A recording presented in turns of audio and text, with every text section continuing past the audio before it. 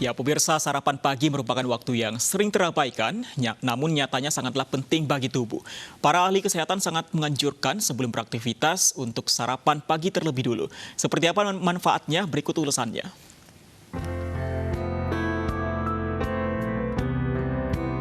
Tubuh membutuhkan bahan bakar untuk beraktivitas, maka apapun aktivitas kita, sempatkanlah sarapan demi kesehatan, serta dapat meningkatkan suasana hati menjadi lebih baik.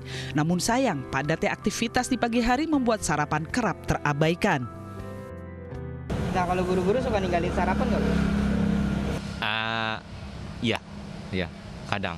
Kalau misalnya bisa dibawa ke tempat kerja, saya bawa gitu. Tapi kalau nggak bisa ya saya tinggalin gitu, paling karena saya buang gitu. Misalkan kesiangan atau buru-buru, Mbak, biasanya ninggalin sarapan nggak buru-buru?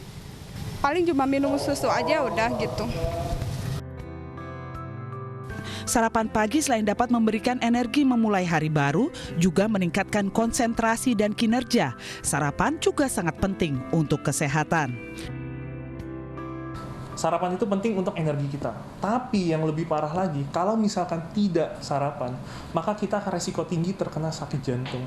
Di mana berdasarkan penelitian, orang yang sarapan dengan yang tidak sarapan, orang yang tidak sarapan itu memiliki resiko lebih tinggi 27% untuk terkena penyakit jantung koroner. Lebih tinggi juga cenderung dia untuk terkena penyakit diabetes. Lebih tinggi juga kemungkinan seseorang itu bisa mengalami stres. Sehingga sangatlah penting untuk kita melakukan sarapan ini. Dengan kita sarapan pagi, itu dapat meningkatkan fungsi kognitif. Artinya kemampuan otak kita itu akan berfungsi dengan lebih baik. Dan ini penelitiannya dilakukan pada anak-anak sekolah. Dan juga sarapan juga ternyata terbukti untuk dapat menjaga mood kita. Jadi selain dari segi fisik, dari segi otak, termasuk dari segi mood dan juga suasana hati kita itu lebih baik apabila kita sarapan.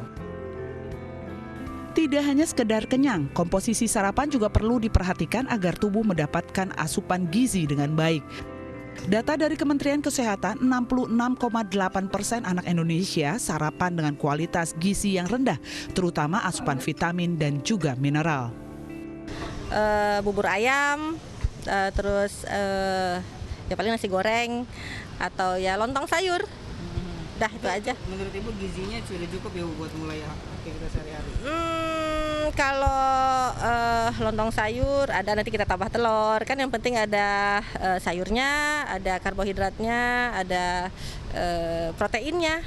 Ya cukuplah. Jadi sebenarnya kalau kita ngomongin sarapan, kita itu ngomongin nggak hanya porsi, kita ngomongin juga tentang komposisi. Apa yang dimaksud dengan komposisi? Kita tahu di dalam makanan kita itu terdapat zat-zat. Ada zat yang fungsinya untuk menghasilkan energi, ada zat yang fungsinya itu sebagai zat pembangun, ada juga sebagai pengatur atau regulator. Nah, yang untuk hasilkan energi biasanya kita dapatkan dari karbohidrat, ya, seperti nasi, kemudian roti, kentang, dan lain-lain. Dan juga dari lemak. Lemak itu kandungan energinya sangat tinggi, kita dapetin misalkan dari minyak segala macam. Kemudian ada juga protein, di mana ini fungsinya sebagai pembangun. Kita dapetin bisa dari daging, tahu, tempe, ikan, dan lain-lain.